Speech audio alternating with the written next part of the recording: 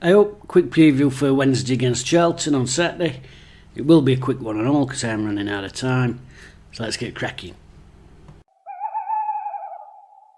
Okay, quick look at Charlton's results then. Hardly seems worth it, played so few games, but here we go anyway. Started the season with a 2-2 draw away at Accrington Stanley. Followed that up with a 1-0 win at home against Derby County. And most recently, League Cup first round, a 1-1 draw with Queen's Park Rangers, a game that they went on to win on penalties. Good start to the season for Charlton then, which shouldn't be too surprising really. I thought they'd do better than they did last season. I thought they had a really poor year and it was a bit of a surprise to me. So anyway, a couple of good results so far. We'll have a quick look at the way they've been lining up. Charlton Athletic have been playing a 4-3-3 this season. Back four is Clare, Innes, O'Connell and Sessignon. That's Stephen Sessignon, not Ryan. They ain't got that big a budget.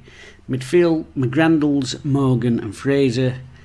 And a front three of Blackett, Taylor, Stockley, who'll give Hutchinson a real tough time down at Valley last season, and Kirk. Familiar name in there, you may recognise in midfield. Summer signing McGrandles came in from Lincoln City. And I don't know if you remember a real shithouse in that game down there at Sinsel Bank, so he's one to keep an eye out on. I'm not saying I bear a grudge, but I won't forget that McGrandles because he gave Patterson a full-on kidney punch right in front of the referee last season at Sinsel Bank and got away with it. So if you see him rolling around on the floor some stage on Saturday and you think, oh God, what's gone off there? Don't be too surprised to see Big Pato walking away trying to look innocent. What about Wednesday?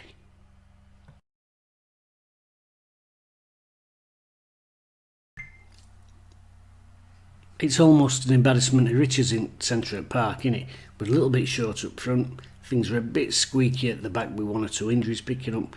And in the wide areas, not too much competition in there. And obviously with Palmer having to fill in at centre half as well, anything happens to one and it starts to look a bit squeaky bum time. But in the middle of the park, the options are phenomenal. Bannon, Volks, Byers, Adeniran, Delabisheru, Hunt. There's a lot of quality in there. Backinson. So many players vying for those spots and all, especially after the Sunderland game, doing their bit to try and force their way into the manager's plans. As it is, I think he'll keep with a team that more or less played in the last league game, 1 or 2 tweaks here and there. Don't know how Wednesday are going to line up. We've got such good competition for places, certainly in midfield.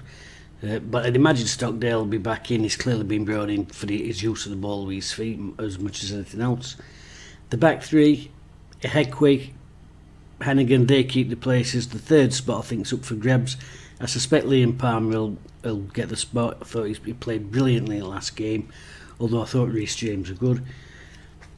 Midfield, I won't be surprised if it's Hunt, Byers, Bannon, Delabisheru and Johnson. I think the wide players more or less assured. Obviously the skipper will play.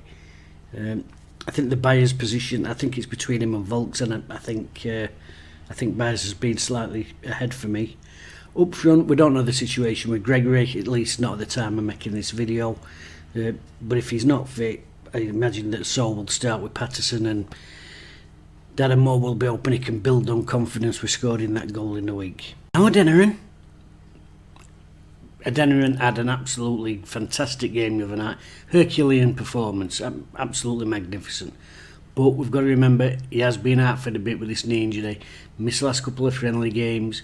We're still, training with it strapped up to last Friday. So Darren Moore has always been very careful with players who's been injured, and rightly so. Too many managers in the past.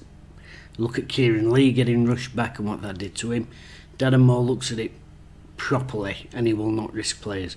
So Dennis was absolutely magnificent the other night. I'm sure if he's fit he'll be monitored this Friday morning session, and I'm sure he'll be involved in the matchday squad. Personally, do I think he'll start? I'm not so sure because, like I said, Darren Moore, for my money, is taking a sensible approach to the injuries. If he does play, fantastic. I've just got a feeling it'll be, a little bit of cotton wool.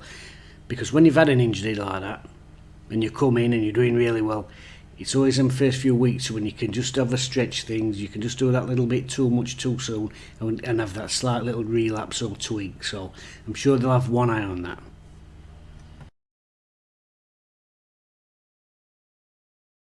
That Twitter's a funny place, isn't it? It's all a bit new to me. I don't really know about Twitter.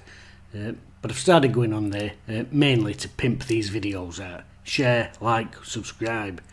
So I've been going on there to share my stuff and whatever. And get involved in this. I've had some good chats on there with people. There's some folks making some really good points.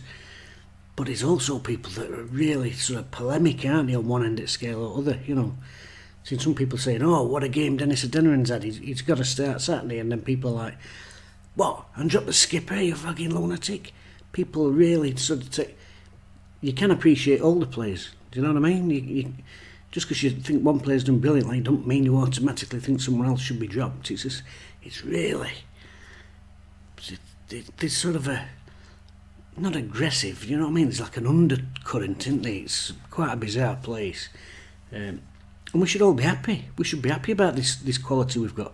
There's 6 players there that genuinely can all come in and do a really good job. And Bannon will play. You know, he's the captain. He's probably technically the best footballer in the division.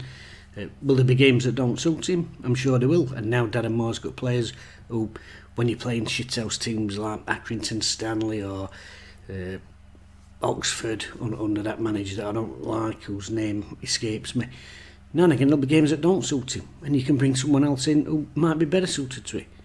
But that's great. It don't have to be this competition about who's your favourite player and my favourite player is better than your favourite player. It's all very strange. And we should all be excited by the fact that the future looks so bright. I mean, the age of those players that's coming through. So we've got Barry Bannon, he's 32 years old. 32 isn't what it used to be. 32 didn't used to be 32. 32 you used to be an old man, you were finished. 32 now is not 32. 32 is more like 28 and a half in old money. We've got Volks in there at 28 and Byers at 26. 2 lads just actually entering probably their peak years as footballers.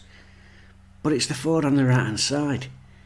Backinson 23, Adeniran 23, Hunt 22, Derbyshire who's only 21 years old. The potential of those 4 players is absolutely fantastic. Years of going out and spending stupid money on wages, money that Burnley couldn't match for David Jones and George Boyd. Sean Dyche, we can't match what Sheffield Wednesday are offering in division below. Them days are gone. Young, exciting players, and we should be happy about that. We should be thrilled about that.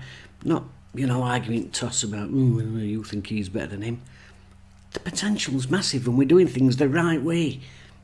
Really excited about that midfield, and I'm really looking forward to the game. Another win at home, another clean sheet. Storming start to the season.